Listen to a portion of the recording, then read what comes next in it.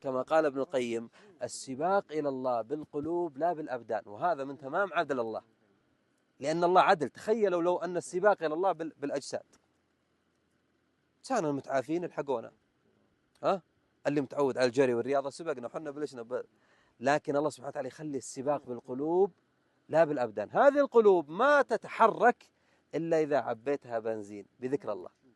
شفت شلون؟ شفت المعادلة شلون؟ يعني عندنا الذكر يغذي القلب، القلب إذا تغذى يعطي إيعاز، بالمصطلح العسكري إيعاز إلى العين لا تنظر للحرام، يعطي أوامر لليدين أنها لا تمتد إلى الحرام، يعطي أوامر للرجلين يقول لها لا تصلين بالبيت، روح يصلي بالمسجد. هو المحرك.